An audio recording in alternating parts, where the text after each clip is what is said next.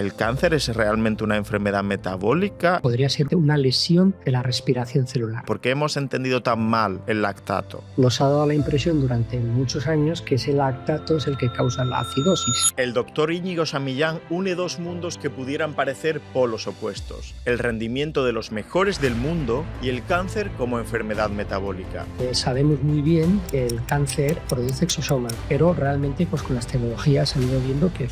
¿Será que el deporte de élite puede darnos las claves para acabar con el cáncer? El cáncer no necesita insulina. Con decenas de artículos científicos publicados en el ámbito de la mitocondria, lactato, metabolismo del cáncer y rendimiento de élite. En el paciente oncológico o con diabetes tipo 2, muchos comparten ese problema metabólico. Íñigo es la persona probablemente que más sabe del mundo sobre la intersección que abarca tres áreas claves en tu salud: mitocondria, rendimiento y cáncer. Sabemos muy bien, cuanto más índice de masa muscular tenga un paciente que entra en la UCI, más posibilidades de supervivencia tiene. Si quieres escuchar una conversación de alto nivel científico, quédate. Bienvenido a Mejor que Ayer, doctor Íñigo San Millán.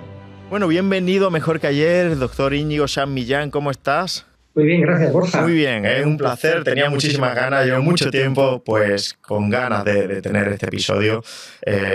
Pues sabes que te admiramos mucho, yo soy endocrino, tengo otros compañeros que se dedican al rendimiento, otros al cáncer y pues bueno, tu visión al final es prácticamente única, ¿no? Porque como decía en la introducción, unes rendimiento y rendimiento de élite con cáncer, que parece que son dos mundos totalmente separados o opuestos, ¿no? Y de eso vamos a hablar hoy. Voy a empezar preguntándote por el cáncer y quiero que nos des tu visión sobre ¿el cáncer es realmente una enfermedad metabólica y no genética, como nos han contado? Bueno, la verdad es que todo esto viene a raíz de... En 1923. Lo primero, muchas gracias por la invitación, Borja. Es un auténtico honor y placer estar aquí en un podcast con tantos seguidores, así que lo agradezco. Y bueno, pues viene desde el mundo del metabolismo del cáncer en 1923, ¿no? O sea, la glucosa tiene que entrar en la célula, evidentemente, y luego dentro de la célula tiene que convertirse a piruvato y entrar en la mitocondria para producir energía. Lo que Warburg observó es que no se producía lactato. Entonces eso daba la señal de que esa glucosa no entraba dentro.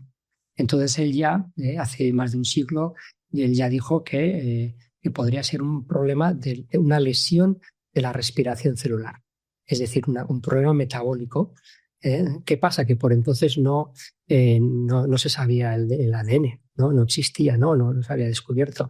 Y entonces, bueno, pues todo era a nivel, la investigación en cáncer a ese nivel celular era a nivel metabólico. Luego llega en 1953 Watson y Crick y descubrieron el ADN. Y ahí el efecto Warburg se enterró debajo del mar, ¿no? Y ya se pasó a otro extremo completamente distinto, donde el cáncer ya era una enfermedad genética 100%, ¿no? Ahora mismo Watson, que ha fallecido la semana pasada, pues él mismo ha sido muy vocal en los últimos años, diciendo que el camino del descubrimiento de alguna cura contra el cáncer a través de la genética que haya sido muy infructuoso, ¿no? Y que él, si tuviera que hacerlo otra vez todo, volvería a la época de Warburg, a entender esa bioquímica celular, ese metabolismo, ¿no? Todo eso ha hecho un renacimiento del cáncer a nivel metabólico y, bueno, por otra parte ha hecho pues, que llegara a lo que es a la sociedad en general, ¿no? Al mainstream, ¿no? Y eso también ha llevado a esa confusión de que, bueno, pues ahora el azúcar causa cáncer, es el efecto Warburg, es una enfermedad metabólica. Entonces, bueno, pues yo, mi modesta opinión, viendo un poco, efectivamente hay genes mutados, todavía no sabemos, pero puede ser un compendio de los dos, ¿no? De mutaciones genéticas y ya hasta bien por disfunciones mitocondriales. Ya, bueno, pues se sabe, ¿no? Desde hace años ya. Un gran número de cánceres. Eso, Falkenstein, que es el autor en cáncer más citado de la historia, él trabajaba en cánceres colorectales y él ya publicó hace unos 20 años o así que cerca del 75% de las células de cáncer que él estaba estudiando tenían deficiencia mitocondrial. Luego hay un problema metabólico también. Claro, y probablemente tengamos más sensación de control o más herramientas para abordar el cáncer desde lo metabólico que desde lo genético, ¿no? Que muchas veces se escapa a nuestro control. Sin embargo, parece que podamos o sería la promesa, ¿no? El poder modular el metabolismo para prevenir o incluso pues tratar el cáncer. Es un ámbito increíble. Has dicho lactato. El lactato es una molécula pues de las más estudiadas por ti. Ha cambiado mucho la concepción del lactato en los últimos años, en medicina, en rendimiento, en todos sitios. Mucha gente piensa que hay un lactato bueno y un lactato malo. Por ejemplo, la acidosis láctica no es un estado patológico, pues potencialmente mortal, que se ocurre en algunas patologías, pero sin embargo la producción de lactato durante el ejercicio es pues incluso beneficiosa y totalmente fisiológica. ¿Qué convierte al lactato en bueno, malo o cuál es ahí la diferencia? ¿Por qué hemos entendido tan mal el lactato? Es muy buena pregunta y la verdad es que se ha entendido mal desde el principio, ¿no? En el mismo hablaba antes yo de Otto Meyerhoff, ¿no? Muchos de los que descubrieron de la glucólisis y premio Nobel, y le dieron premio Nobel por el descubrimiento de la producción de lactato como consecuencia de la utilización de glucógeno muscular. Él lo hizo en el 1930 y poco. Y entonces él vio que cuando el músculo de una rana se contraía, el glucógeno, que es los carbohidratos como los almacenamos en el cuerpo, producía contracción muscular y en condiciones anaeróbicas producía lactato. Entonces, pues ya se sentó que pues el lactato era un producto de desecho en condiciones anaeróbicas por un premio Nobel, que le dieron el premio Nobel por eso. Entonces, claro, eso sentó pues cátedra durante muchísimas décadas, ¿no? Y se consideró pues es un producto de desecho hasta que a mediados de los 80 George Brooks de la Universidad de Berkeley en California, quien tengo la enorme suerte de ser un grandísimo amigo, ha sido mi mentor y le quiero muchísimo, pues él se peleó contra todo el establishment que había sobre el lactato como un producto de desecho y demostró que el lactato primero no es un producto de desecho, es una molécula señalizadora muy importante con propiedades que podemos hablar en más detalle, pero segundo, que se puede producir en condiciones aeróbicas perfectamente. De hecho, en la mayoría de los deportes, en intensidades, cuando se produce lactato, se produce en condiciones aeróbicas. Bueno, pero por otra parte, el lactato no es un ácido. El lactato es la base conjugada de la reducción del piruvato. Es decir, para no confundir, ¿no? La glucosa entra en la célula y dentro de la célula se tiene que convertir en piruvato. Es el que entra en la mitocondria, ¿no? Cuando hay un flujo glucolítico muy alto, ese piruvato se va a ir acumulando y sobre todo hay un elemento que está muy de moda ahora, que es el NAD+, que se deplecciona en la célula cuando hay mucha glucólisis, cuando el turbo va muy rápido, ¿no? El único elemento, la única reacción que puede repleccionar ese NAD es la conversión de piruvato a lactato. Luego el lactato es fundamental, efectivamente. El lactato, la DHA. Sí, el lactato es fundamental para la producción de energía. Y por otra parte, lo que hace es el lactato, de alguna forma absorbe un protón. Luego, no solamente no es un ácido, sino que es un amortiguador leve. Lo que hace el lactato es, del citosol, de esa reacción que hay, es difícil de explicar, pero no me quiero enrollar mucho. No te preocupes. El lactato, el piruvato, cuando para repleccionar el NAD, ese piruvato tiene que de alguna forma transformar el NADH a NAD. Entonces, en esa reacción se forma lactato. Entonces, el piruvato recibe ese protón y le convierte en lactato, lo cual es una base conjugada. Luego, el lactato es un amortiguador leve.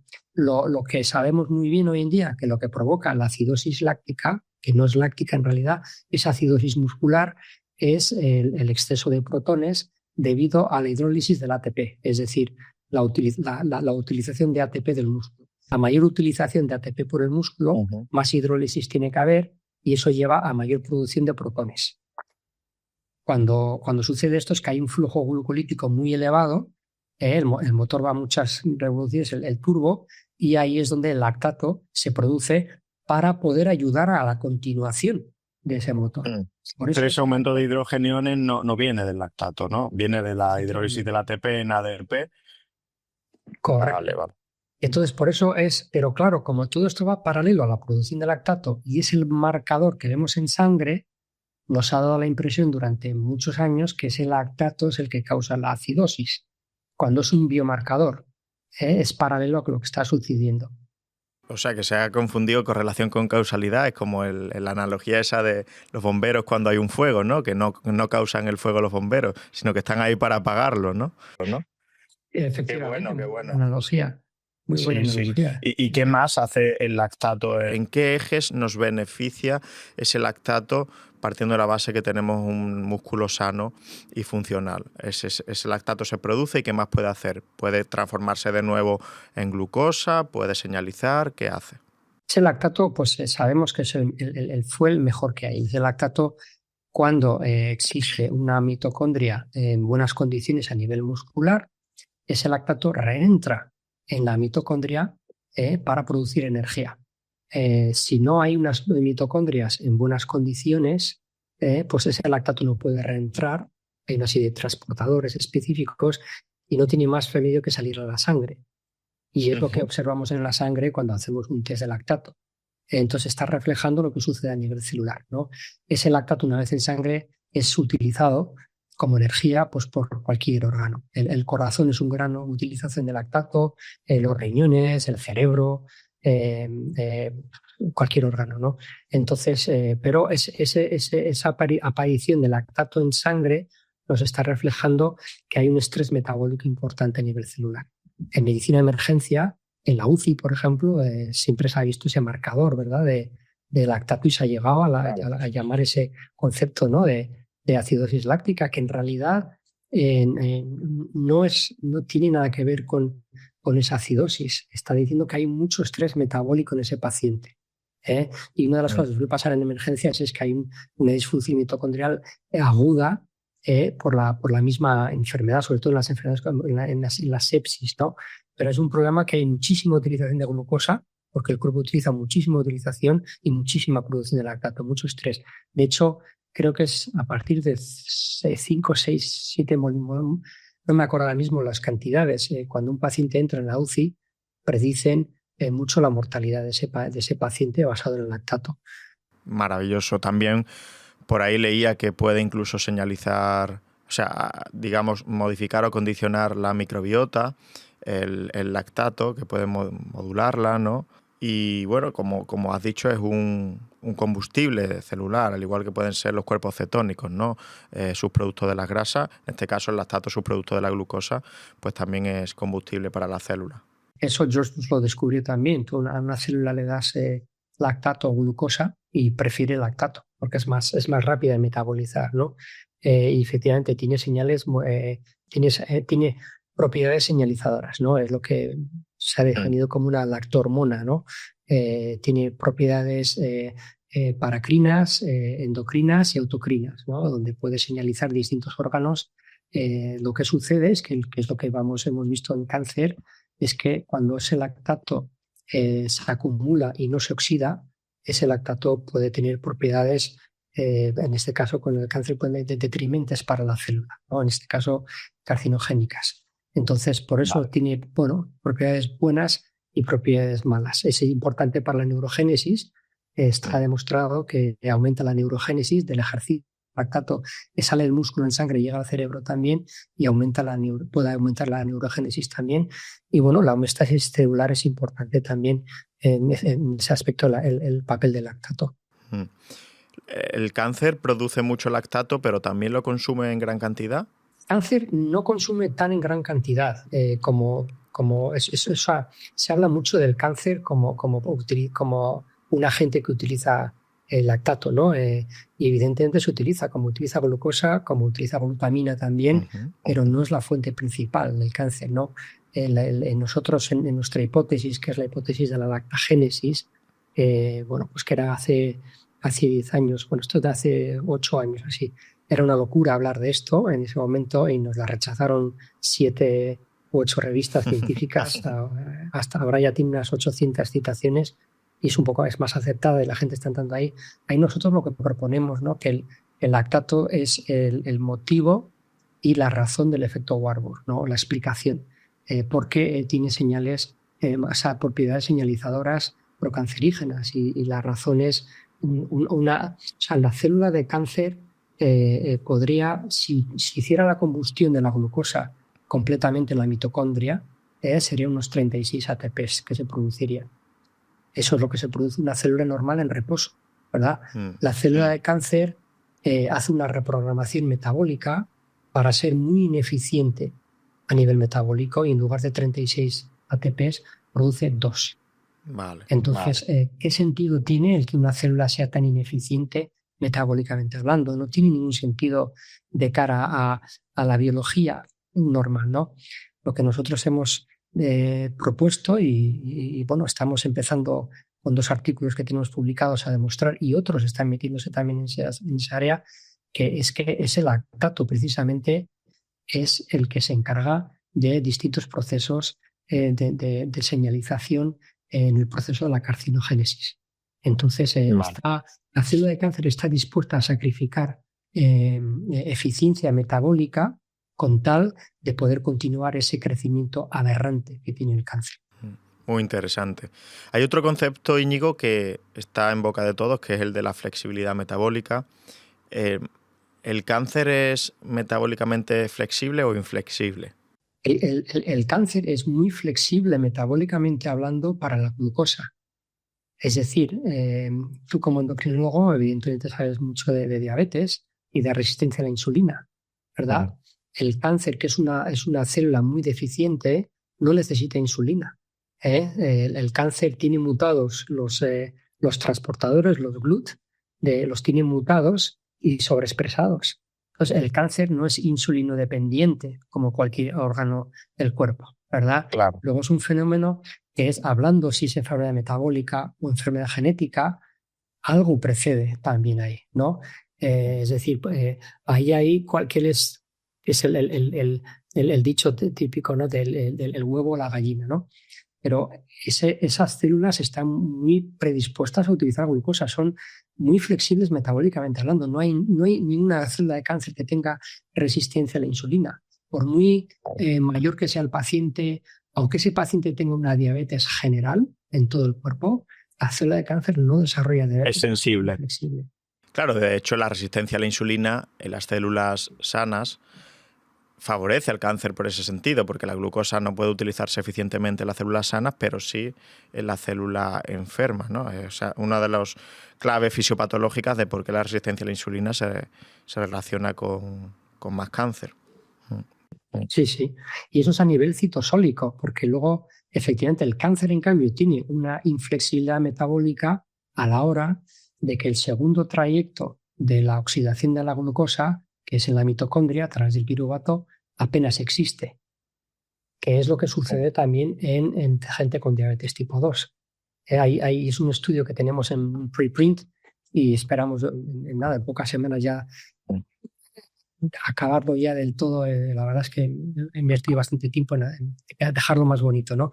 Pero hemos visto que hay 2 pasos, ¿no? En el viaje de la glucosa. La glucosa entra primero en la célula, como bien sabes, en los GLUT, que son la insulina activa, el transportador, quien va a poder translocar, ¿no? Esos transportadores en la superficie para que la glucosa entre, ¿no? Esa glucosa, pero ese es el primer paso de la glucosa, es el primer viaje. Y lo que vemos a nivel de diabetes, mucho a nivel clínico y a nivel investigacional, sobre todo a nivel periférico, que pasa a nivel de la superficie, ¿no? Pero es el primer paso del viaje de la glucosa. Esa glucosa tiene que entrar, una vez entrada en la célula, se asume que se va a oxidar, ¿verdad? Pero no, esa tiene que convertirse a piruvato y ese piruvato tiene que entrar en la mitocondria. Y para entrar en la mitocondria hay otra puerta, de la que se habla muy poco, es el MPC, el Mitochondrial Pyruvate Carrier, que se descubrió relativamente hace poco, hace unos 14 años o así. Y lo que hemos visto nosotros es que la gente sedentaria sana, que no tiene clínica ninguna y que tiene los transportadores GLUT4 en perfecto estado, tiene ya una disminución de cerca del 50% en la expresión el MPC en la entrada de la mitocondria, ¿no? En lo que es la caldera. Una cosa es entrar en la casa y otra es en la caldera. Ahí es donde esa inflexibilidad metabólica existe ya antes de tener resistencia a la insulina. Y es lo que también sucede en el cáncer. El MPC no funciona muy bien en muchos cánceres, entonces eso obliga a que ese piruvato se transforme en lactato y ese piruvato no puede entrar, que es lo que observó Warburg hace más de un siglo. Sí, muy interesante. Y también el cáncer es una enfermedad muy heterogénea, porque después hay algunos que sí consumen ácidos grasos, ¿no? Entiendo que tienen la capacidad oxidativa mitocondrial preservada, mientras que otros tienen otro fenotipo metabólico y no la tienen, ¿no? O sea que el cáncer al final tiene tantas caras que es difícil generalizar, pero bueno, muy interesante. De hecho, quiero leerte ahora la pregunta de Javier Butragueño, que es también compañero INEF y amigo, ¿no? Y nos ha dejado una pregunta pues directamente para ti, que es más yo la veo como una reflexión, a ver qué te parece. Dice Íñigo, ¿podríamos entender el cáncer no solo como una enfermedad, sino como una respuesta adaptativa del organismo a un exceso de energía que no logra circular correctamente?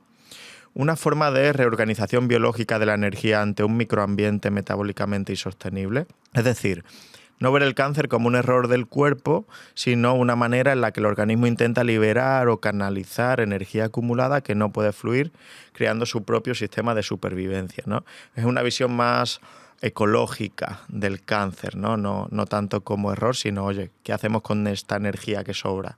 Yo creo que no, en mi modesta opinión, porque se está muy bien demostrado que hay errores en la bioenergética de esa célula, ¿no? Lo que hablábamos antes, ¿no?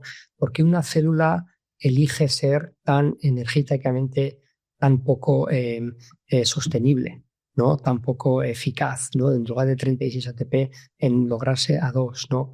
Ahí hay un problema bioenergético a nivel celular y luego sabemos que hay distintos aspectos, ¿no? Tanto a nivel de mutaciones en proteínas, como en transportadores, como en enzimas, que lo que están haciendo es todos de una forma orquestada trabajar para lograr esa reprogramación metabólica para una célula que es aberrante y que crece sin ser, continuamente crece, ¿no? El organismo tiene una forma de evolución y el organismo intenta preservar energía e intenta también el que esa forma orquestada todo el organismo funcione, ¿no? Por ejemplo, que el sistema inmune pueda atacar a cualquier cuerpo foráneo y detectarlo, ¿no? Eso en el cáncer no sucede, ¿no? Entonces es una respuesta que no es biológica o ecológica en mi modesta opinión. Genial. ¿Cómo explicarías, Íñigo, de forma muy sencilla a un paciente oncológico o a un paciente con diabetes tipo 2 que uno de los objetivos terapéuticos es restaurar esa capacidad de la mitocondria oxidativa, esa capacidad oxidativa mitocondrial? Bueno, pues ahí es un área donde también hemos estado trabajando, ¿no? Intentar con los mismos metodologías, todo lo que hemos aprendido de trabajar con los deportistas de élite, intentar llevarlo a estas poblaciones, ¿no? Es decir, en el deportista de élite sabemos que la función mitocondrial es fundamental para el rendimiento. Un deportista, si no tiene esa buena capacidad mitocondrial, no va a producir energía ATP, no va a ser tan eficiente y no va a rendir tanto, ¿no? Y eso es lo que hemos aprendido mucho cada vez más, a poder medirlo eso y sobre todo a poder intervenir mediante distintas intervenciones a nivel de estimulaciones con el entrenamiento, distintas intensidades, ¿no? En el paciente oncológico o con diabetes tipo 2 o paciente con rehabilitación cardíaca, muchos comparten ese problema metabólico, ¿no? Lo que intentamos es lo mismo. En este caso no es mejorar el rendimiento, pero sí rescatar esas mitocondrias, ¿no? El mejorar esas mitocondrias de tal forma que llegamos a una normalidad, ¿no? Y eso que sepamos hoy en día, la única medicación que hay es el ejercicio. Si lo contemplamos como medicación, no sabemos de ningún suplemento que aumente la función mitocondrial. No tenemos constancia o prueba eficaz, ¿no? Pero sí sabemos muy bien que el ejercicio aumenta esa función mitocondrial. Entonces, si mejora el rendimiento en los deportistas, ¿por qué no va a poder mejorar esa función mitocondrial en personas con distintas patologías? Se me acaba de ocurrir una pregunta. Sabemos que la mitocondria suele estar dañada en el cáncer y sabemos que el ejercicio mejora la mitocondria de células sanas, pero ¿el ejercicio tiene algún impacto positivo, neutro o negativo en la mitocondria del cáncer? Eso es una pregunta fantástica, la del millón, y hay bastante desconocimiento todavía, la verdad. Yo mi pequeña hipótesis que tengo es a través de los exosomas. Es decir, sabemos muy bien que el cáncer produce exosomas. Los exosomas antes se pensaban que era la caquita de las células, ¿no? Si tú ves una célula en el microscopio, se ven como puntitos alrededor que parecía productos de desechos, ¿no?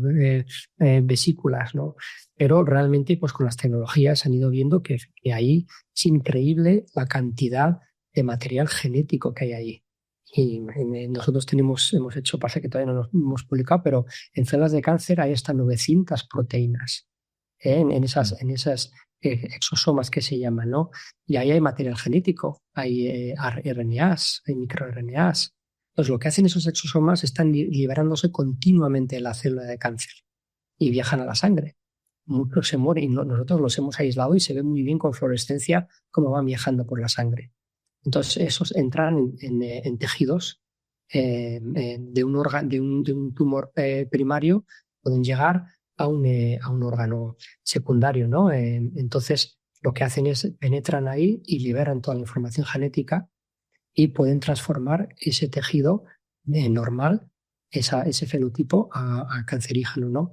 Eso está muy bien demostrado, que cada vez los exosomas son más importantes en la metástasis. Hablando del músculo, el músculo también produce exosomas, ¿no? El músculo es el órgano más grande que existe en el cuerpo y metabólicamente hablando es el más activo y produce gran cantidad de exosomas.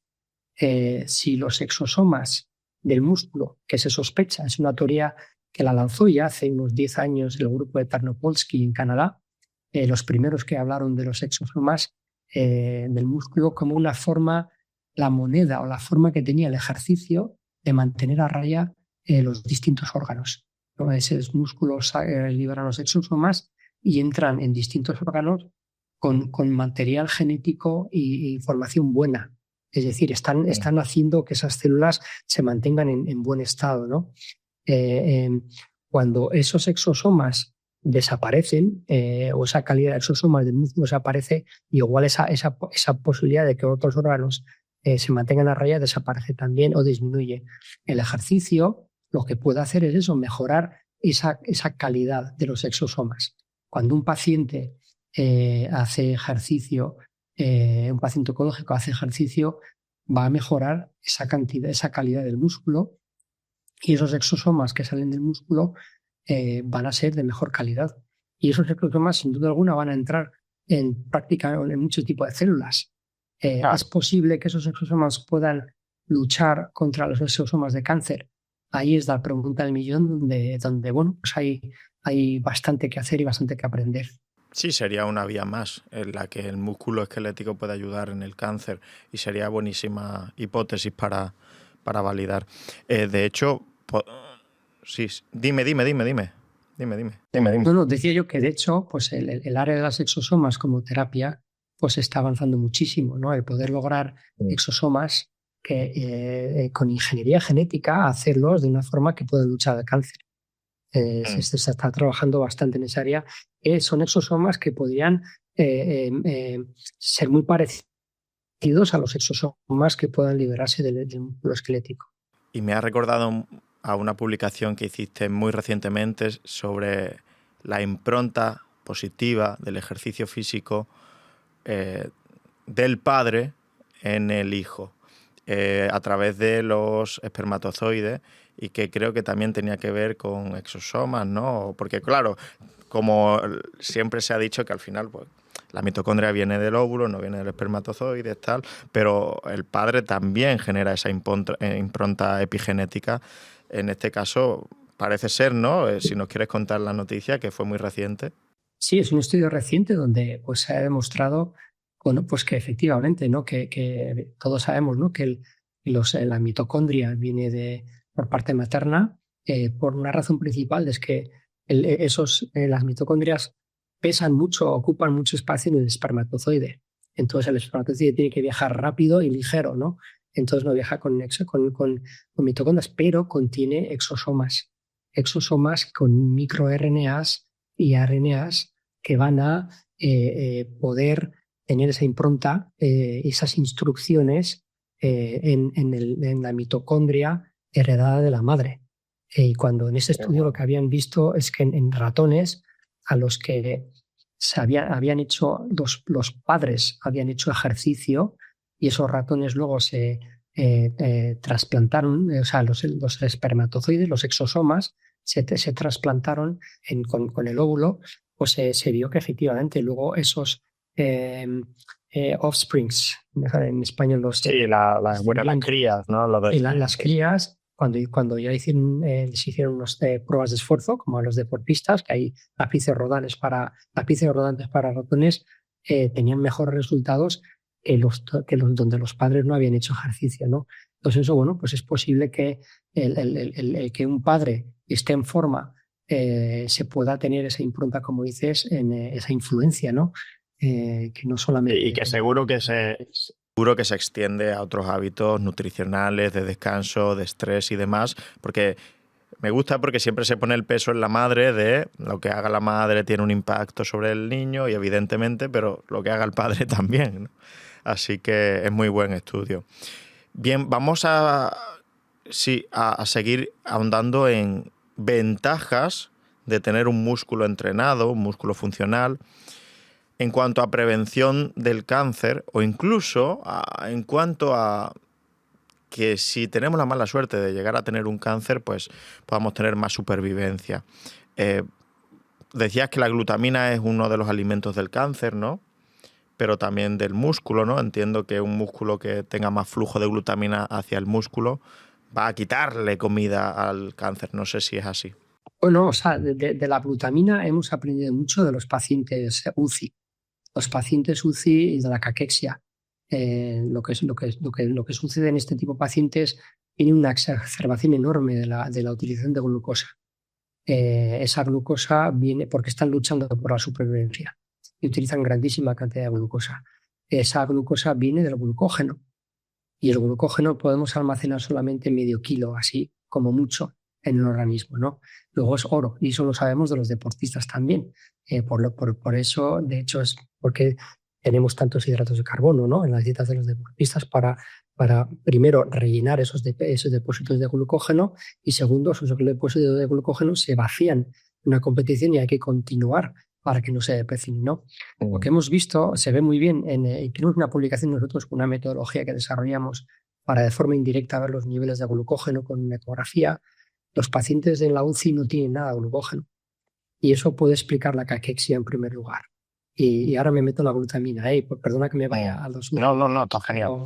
La caquexia sabemos que del mundo del deporte también, que cuando hay niveles bajos de glucógeno, los niveles de glutamina en sangre aumentan como fuente de energía, así como los niveles de aminoácidos ramificados.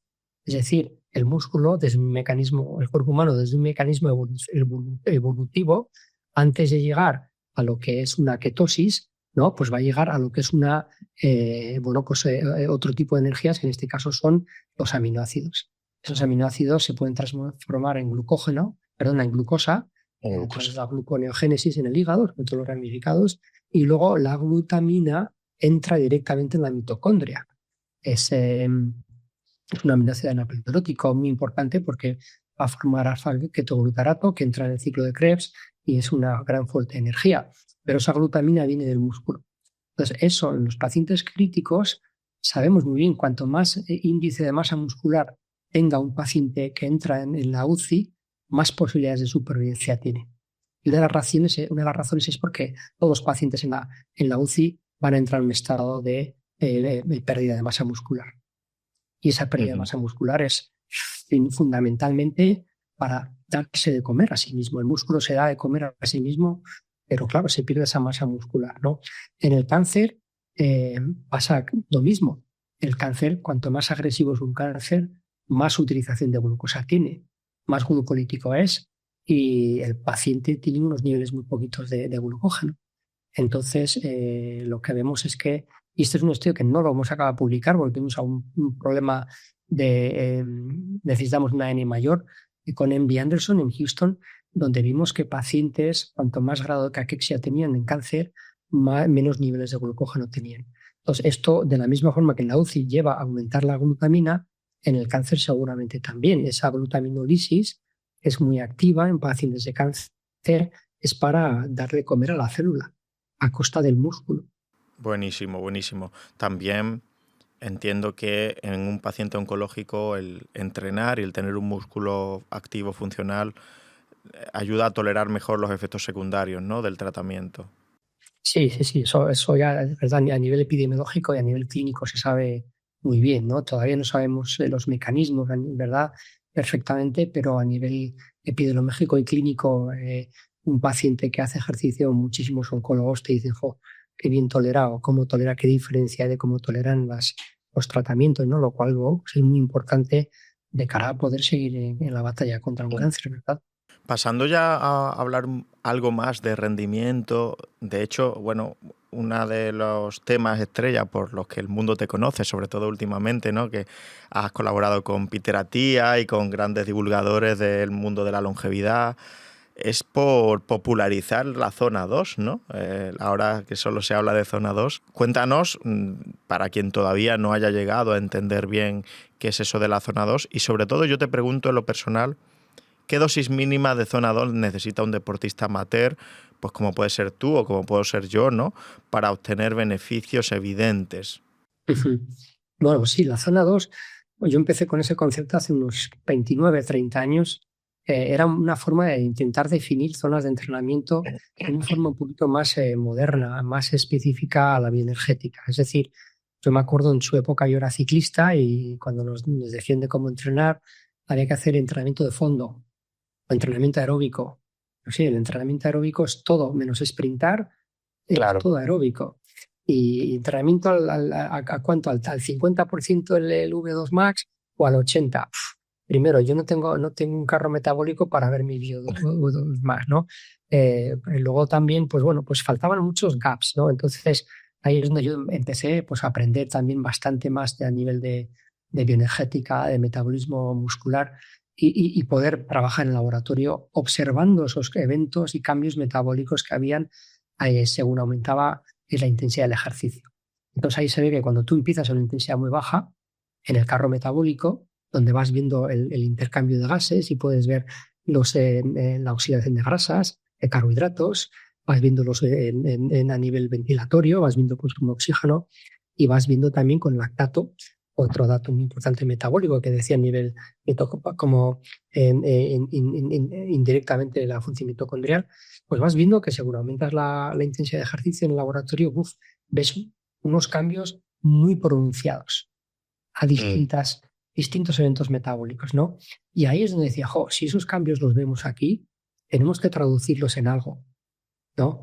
Entonces esto bueno, pues lo podemos traducir bien en nomenclatura, de llamar una parte oxidativa, otra parte muy típico es el fat max, que vemos una parte donde vas quemando grasas hasta que llegas a una parte donde ya no quemas más grasas y a partir de ahí empiezas a bajar.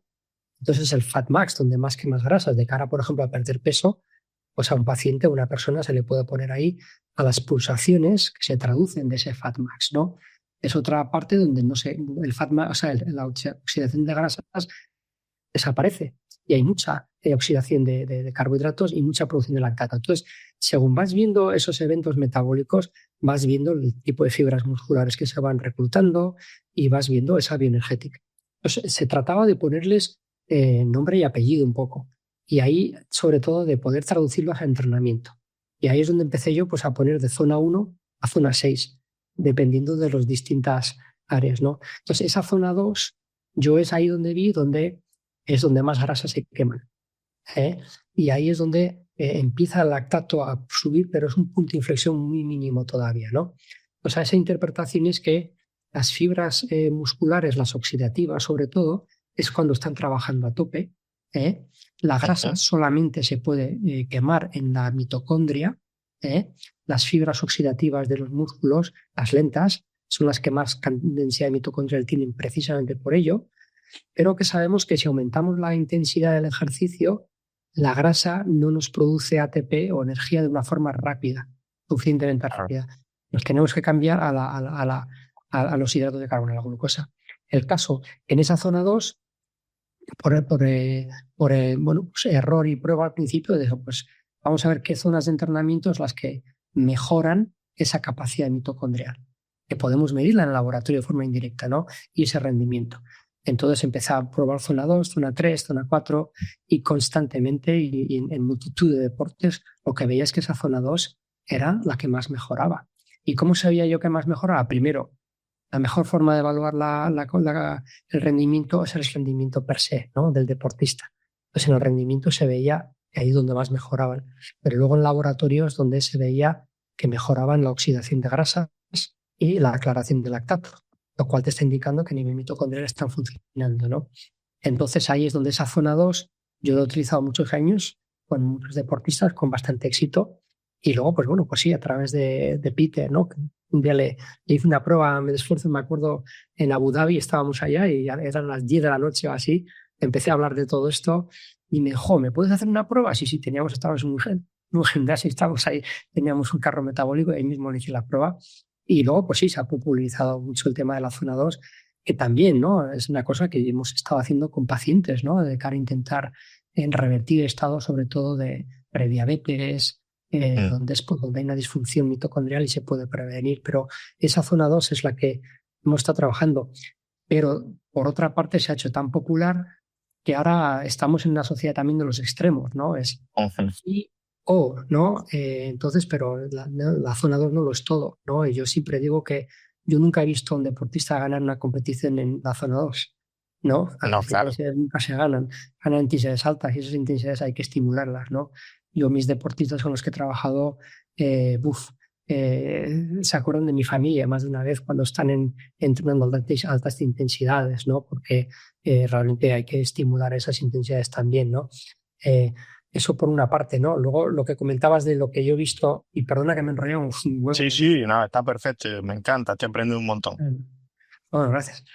Pues lo que comentabas de lo que, bueno, pues las dosis, ¿no? De esa zona 2, yo por lo que he visto, por mi experiencia, se necesitan por lo menos 3-4 días a la semana. Un día a la semana o 2 días no van a hacer mucho. En una persona que esté bien entrenada, 2 días igual mantienen. Pero si queremos mejorar, necesitamos hacer unos 3-4 días, que es lo ideal. Hay 3 pilares que... ¿Perdón? ¿Y en horas? Porque, sí, eso es. O sea, 3 o 4 horas o 3 o 4 días. Sí. O sea, yo he visto 3 pilares en estos años para mejorar esa función metabólica, esa función mitocondrial, ¿no? Primero, la zona de entrenamiento, ¿no? Ahí es donde veo yo que la zona 2 es la que más hace. Insisto, hay que también hacer altas intensidades que se pueden hacer perfectamente al final de una zona 2, ¿no? Pero esa intensidad.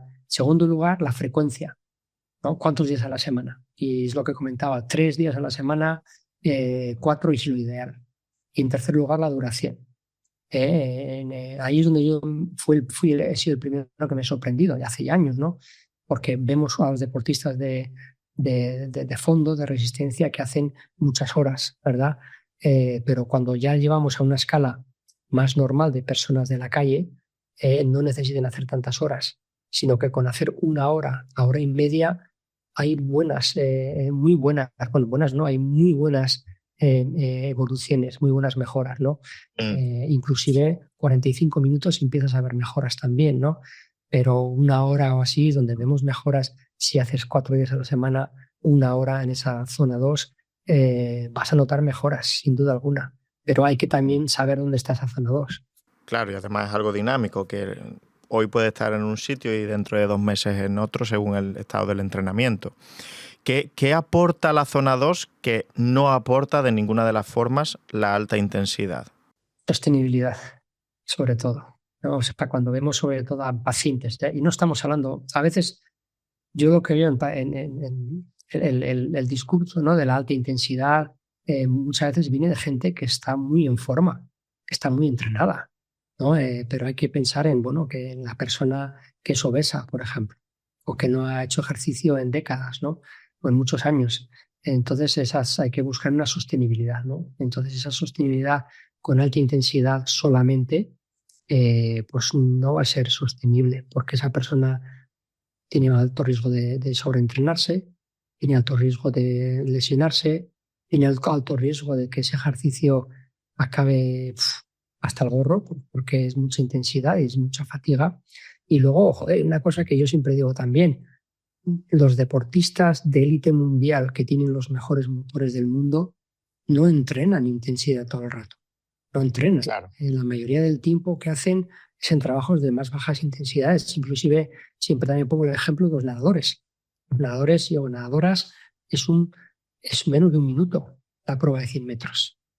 Pues joder, siempre digo, no podemos ser tan naifs, ¿no? De pensar que los mejores entrenadores del mundo y los mejores nadadores no lo han pensado esto antes. Y, joder, mi especialidad es un minuto.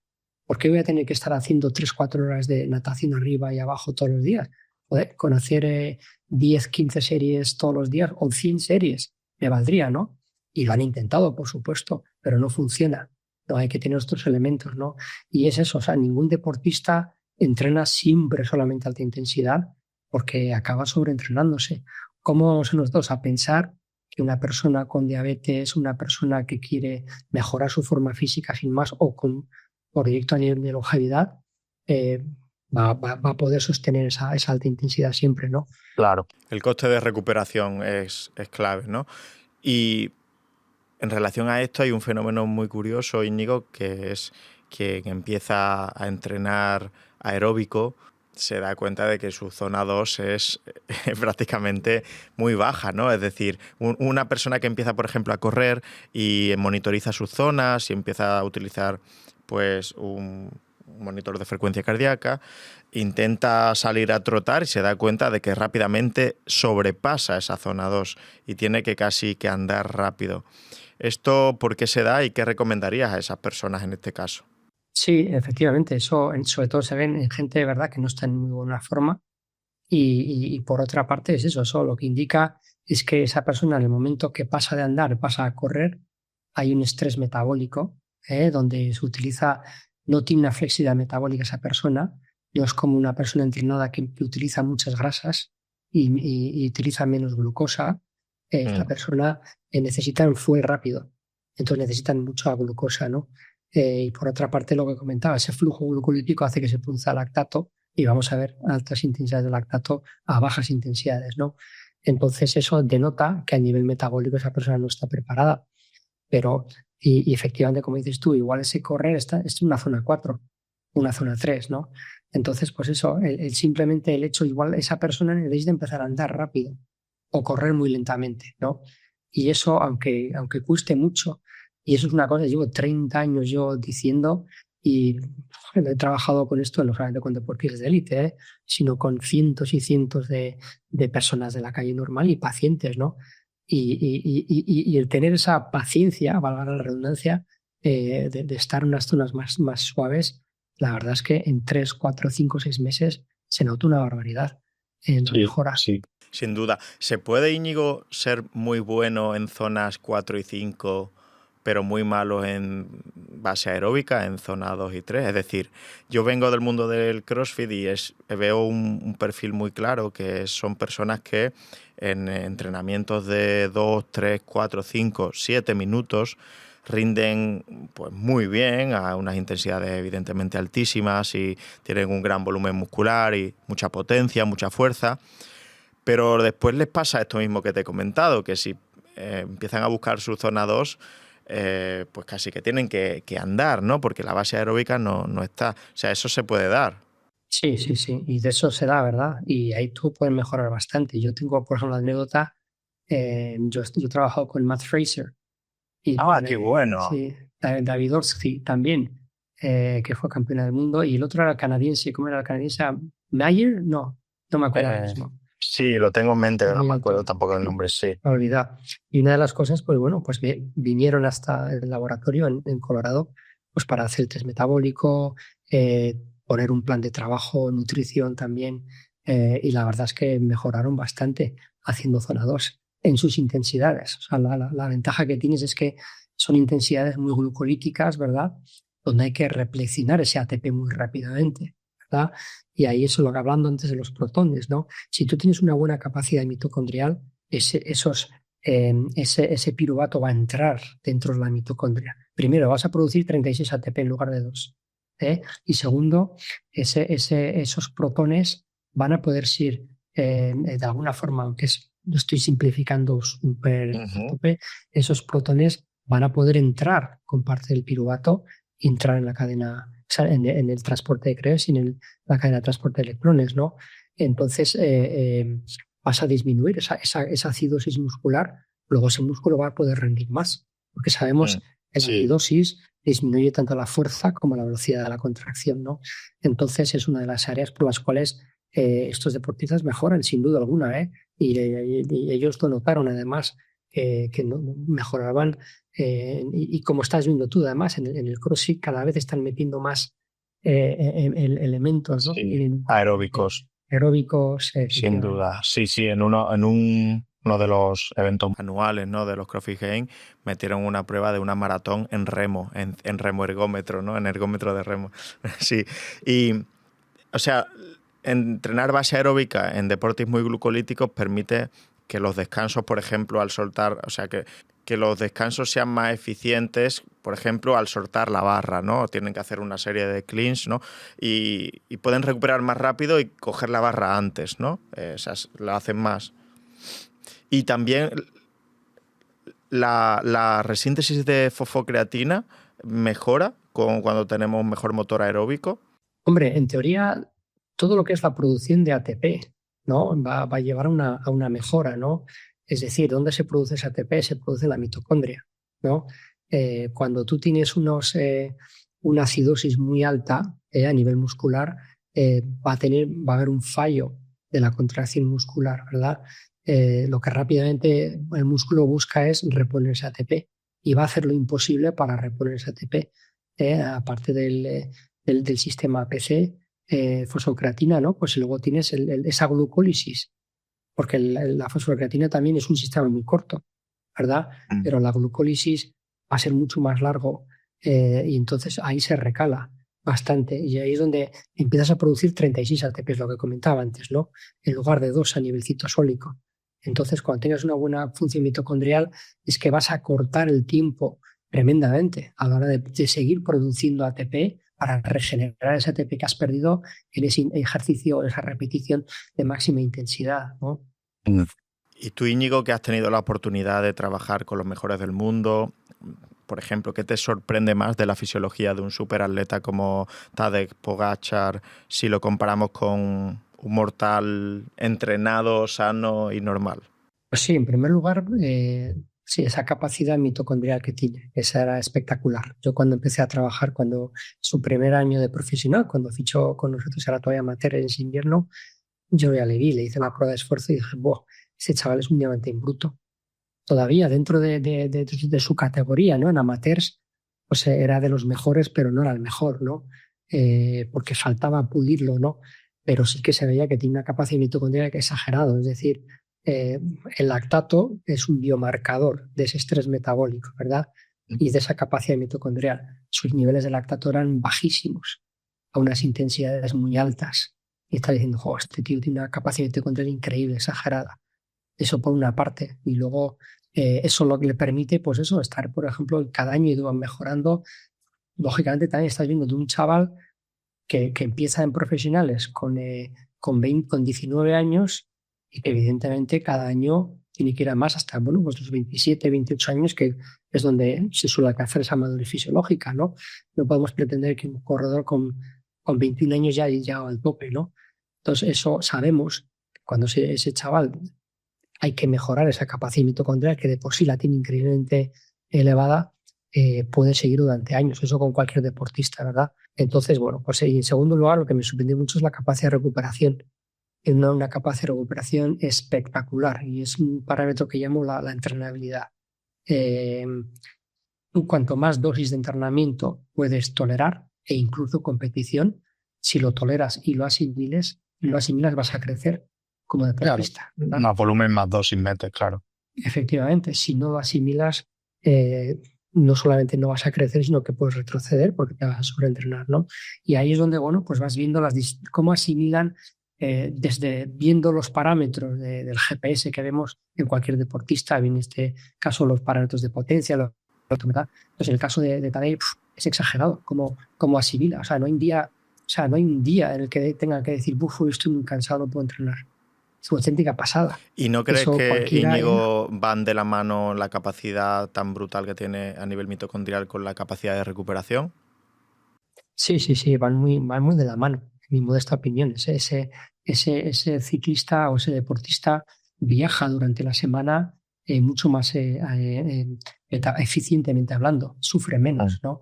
Entonces, claro, va viajando mejor, recupera mejor, y es asombroso. Yo es lo que vi en ese invierno que empecé a trabajar con Pogačar, donde vi que los mismos entrenamientos o parecidas cargas de entrenamiento que veías con otros corredores, en otros corredores había que modificarlos desde entrenamiento. Hoy estoy fatigado, bueno, pues vamos a hacer más descanso, vamos a meter una cuña aquí de 3 días suaves, etcétera.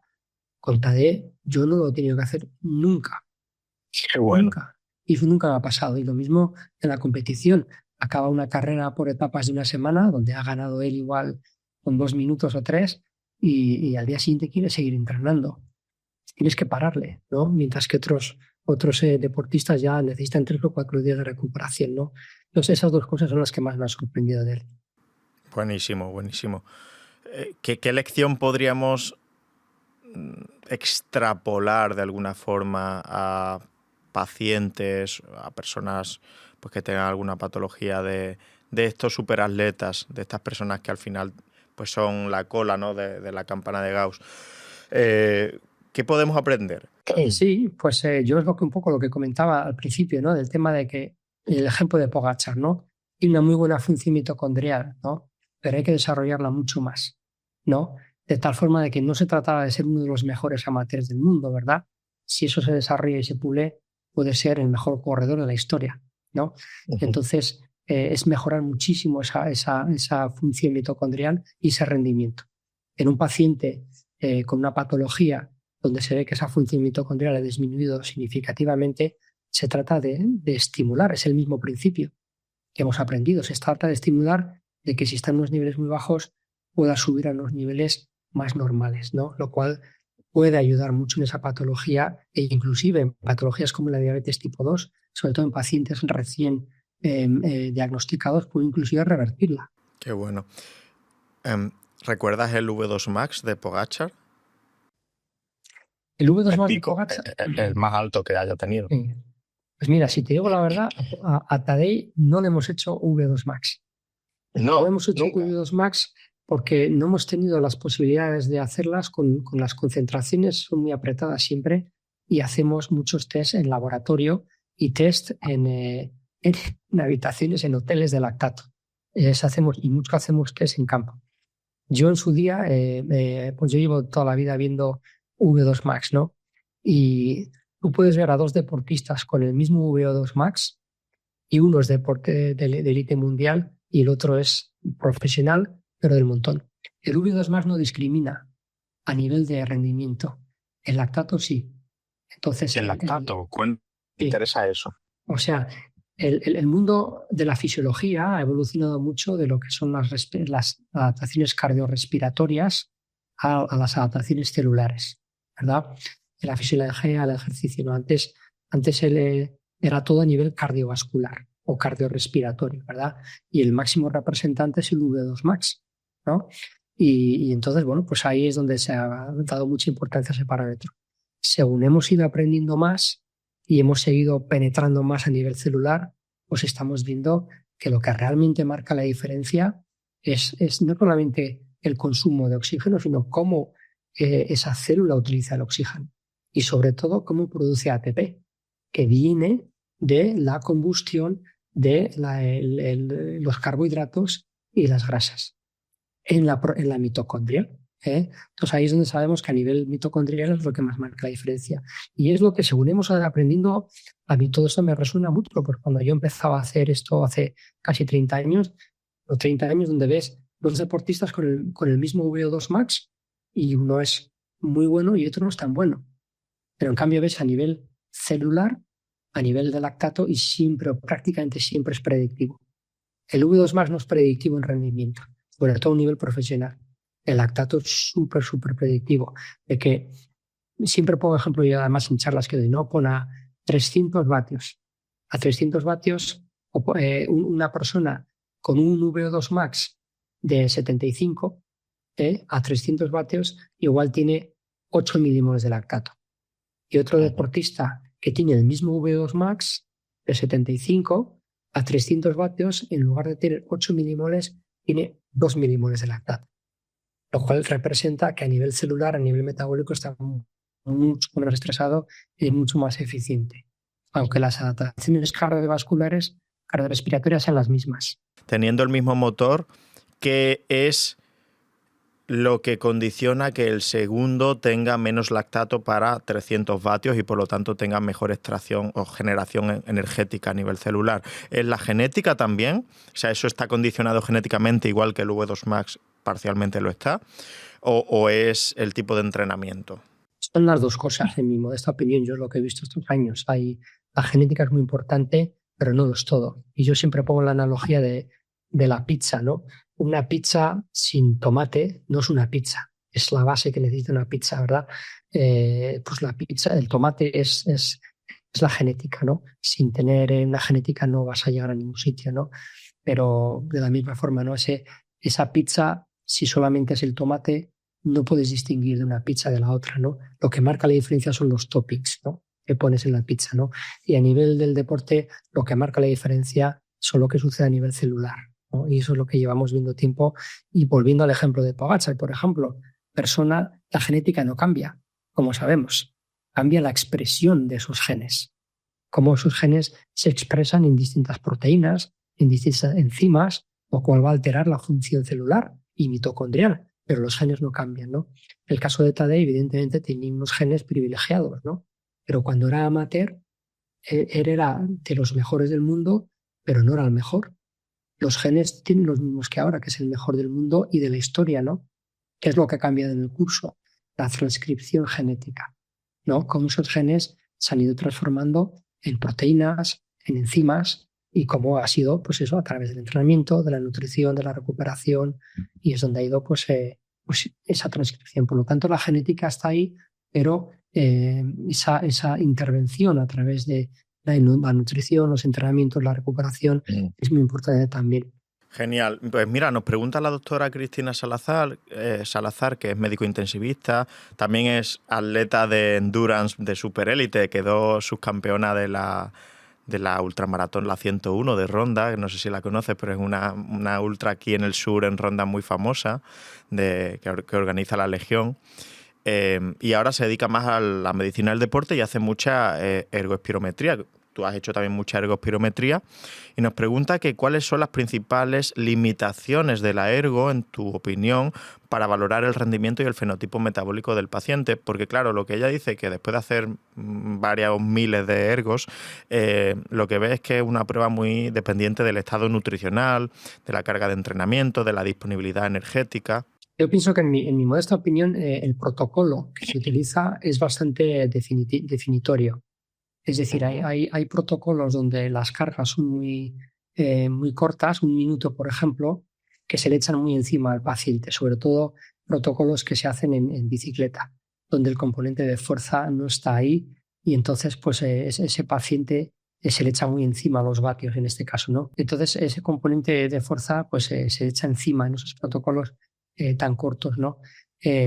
Pienso que protocolos, que es lo que yo al menos hago, más largos, con aumentos más livianos, permiten llegar más a un estado estable de ese deportista o de ese paciente y poder estudiar mejor, ¿no? Y que ese paciente pueda acabar de una forma mejor, ¿no? Por una parte. Por otra parte, efectivamente, la nutrición es muy importante.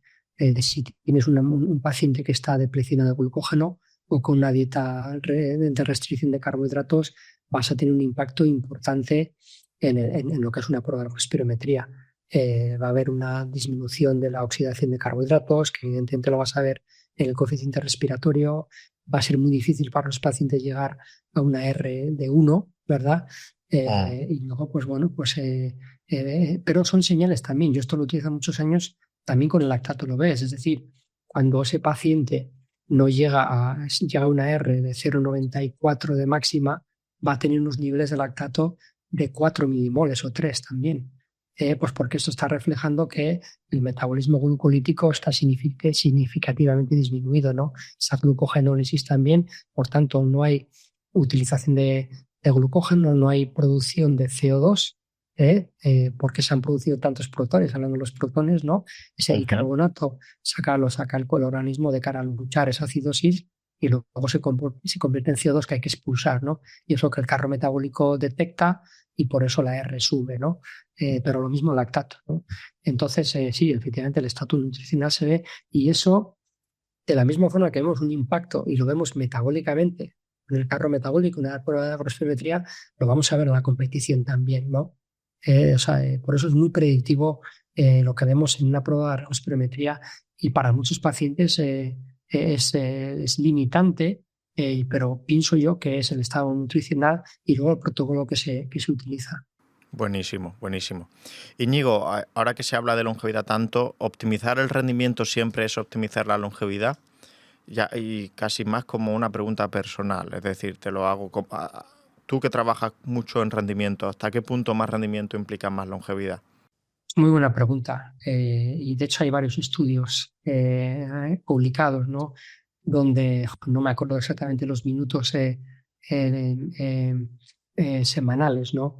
Pero a partir de 300, 400 minutos o sobre 400 minutos ya hay un impacto importante en la longevidad. Más allá de, perdón, que no me acuerdo, los tengo que mirar el estudio. No te preocupes, sí. A partir ya de más de 800 minutos, 700, ya no hay casi impacto. Entonces es un poco el tema que son buenas noticias, ¿no? Porque para tener una apropiada, por lo menos salud metabólica, no tienes que entrenar 5 horas al día, ¿no? Pero el problema de entrenar mucho y hacer mucha carga de trabajo, yo lo he visto en deportistas, evidentemente es el día a día, pero lo vemos en gente en la calle. Hay mucho sobreentrenamiento, hay mucha fatiga, hay mucho déficit nutricional que es propiciado por ese exceso de entrenamiento, ¿no? En el momento en el que entrenamos mucho, es fundamental el comer mucho. Y eso, como no esté bien hilado, sí. bien hilado, te va a llevar a una situación muy delicada, ¿no? Yo he visto a mucha gente romperse a llorar, gente de la calle, ¿no? Que hacía ejercicio, romperse a llorar porque llevaba hasta agotada, no pierde peso, no pueden acabar la rutina y es que están sobreentrenados, ¿no? Y eso no es salud. Y luego otro problema que yo he visto también es el tema de una posible también inflamación crónica. Sabemos que yo mido mucho, por ejemplo, daño muscular, ¿no? Que puede haber en deportistas. Entonces, cuando hay un daño muscular por exceso de entrenamiento, el mecanismo fisiológico de reparación siempre es la inflamación. La inflamación es un mecanismo fisiológico, ¿no? Pero suele ser algo agudo, ¿no? Luego se repara ese tejido, se vuelve a una homeostasis normal. Cuando hay un insulto al cuerpo continuo y hay daño muscular continuo, por ejemplo, va a haber una inflamación continua porque el cuerpo está intentando repararse continuamente. Luego va a llegar a un estado crónico de baja inflamación, ¿no? De bajo grado, ¿no? Que sabemos muy bien a nivel epidemiológico está ligado a distintas enfermedades, ¿no? Entonces esto es algo relativamente nuevo, pero hay por ahí mucha gente que está sobreentrenada y no lo saben. Y esto es algo que yo siempre recomiendo al hacerse un análisis de sangre, el visitar a un médico especialista en medicina deportiva que pueda guiarle, evidentemente hacer una prueba de esfuerzo con el electrocardiograma y si puede ser también una ecografía, una ecocardiografía. Y la verdad es que, bueno, pues eso, seguir los pasos de un profesional, ¿no? Que te pueda echar un cable, la nutrición es importante si te metes en esos niveles sobre todo. Buenísimo. Íñigo, ya terminando, quiero preguntarte cómo es un día a día tuyo, cuándo sacas tiempo para entrenar, qué te gusta hacer. Bueno, pues yo intento sacar tiempo cuando pueda, ¿no? A mí me gusta mucho la bicicleta. Para mí es un deporte en el que, bueno, no tiene impacto. nos hacemos mayores ya y las rodillas ya empiezan a sufrir, por lo menos las mías. Y entonces, bueno, la bicicleta es muy liviano para las articulaciones, lo que pasa es que requiere un poco más de tiempo, ¿no? Yo intento hacer 2 días entre semana a la hora de comer, y luego pues 2 días los fines de semana. Si puedo hacer 4 días a la semana y hago hora y media más o menos, pues eso, estaríamos hablando sobre los 300. Intento hacer unos 300 minutos. Si puedo hacer 350, yo veo que es una dosis de ejercicio correcta. Y luego, pues sí, pues intento hacer 2 días a la semana algo de trabajo de resistencia de pesas, aunque ahí tengo que mejorar mucho, pues que tengo que hacer mucho más, concienciarme a mí mismo que el trabajo de pesas y coger masa muscular también es fundamental para la longevidad. Bueno, esa es la parte que hay que mejorar más, ¿no? Genial. Y ya termino con la última, que es, ¿qué dilema científico te gustaría poder contestar antes de morir? Sí, pues bueno, es el poder intervenir, como decías tú al principio, ¿no? del podcast, el poder intervenir a nivel metabólico con el cáncer, ¿no? Y que eso pueda llevar a una cura. Buenísimo, buenísimo. Pues Íñigo, te damos las gracias, pero vaya, enormemente nos ha encantado la charla. Gracias por el nivel científico. Me encanta cuando hay una charla de un nivel científico tan alto porque se disfruta mucho y también muchos de los seguidores pues les va a encantar porque están acostumbrados también a charlas muy técnicas y con un buen nivel. Así que te agradecemos y personalmente te agradezco yo pues tu participación, tu tiempo. Sabemos que has estado hoy muy liado y aún así pues has querido charlar con nosotros, así que solo te extiendo la invitación a que algún día podamos primero dar una vuelta, sea en bicicleta o sea una ruta por allí, por el País Vasco. O por Málaga, por aquí por el sur, por Andalucía. Sí, que es una zona maravillosa. Claro, ya sabes que esta es tu casa y cuando quieras pues estás invitado. Vale, pues muchísimas gracias, Borja. La verdad te agradezco mucho la invitación. Me lo pasa muy bien, siento el retraso también. Y la verdad es que bueno, estaba encantado y enhorabuena por bueno, pues todo el trabajo que estás haciendo divulgativo. Es muy importante en la sociedad en la que vivimos hoy en día, donde hay mucha gente pues, con lo que busca conocimiento, hay hambre de conocimiento, ¿verdad? Pero no hay muchas fuentes de donde conseguirlas. Y bueno, pues tú haces un gran labor en traer muchas fuentes para que, bueno, pues crear conocimiento. Muchas gracias. Genial. Pues nada, nos vemos muy pronto, Íñigo, y que vaya todo genial. Aquí estamos para lo que necesites.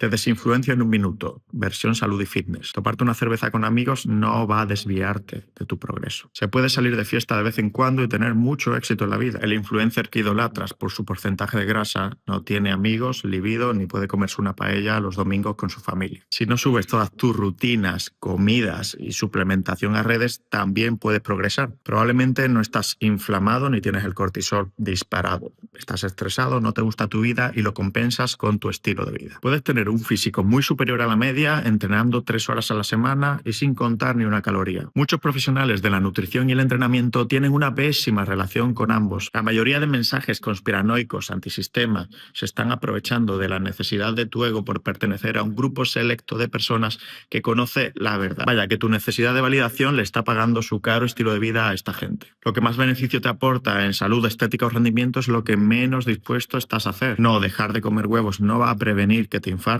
No necesitas hacer rutinas extremas ni activar el modo monje para que te vaya bien en la vida. Compararte con lo que ves en redes no te va a motivar, te va a frustrar, te va a desviar.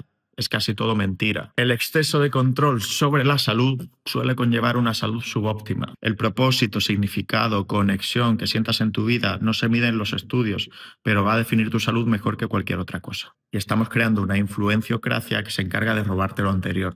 Y no es casualidad. Menos neurosis y más sentido común. Cuídate.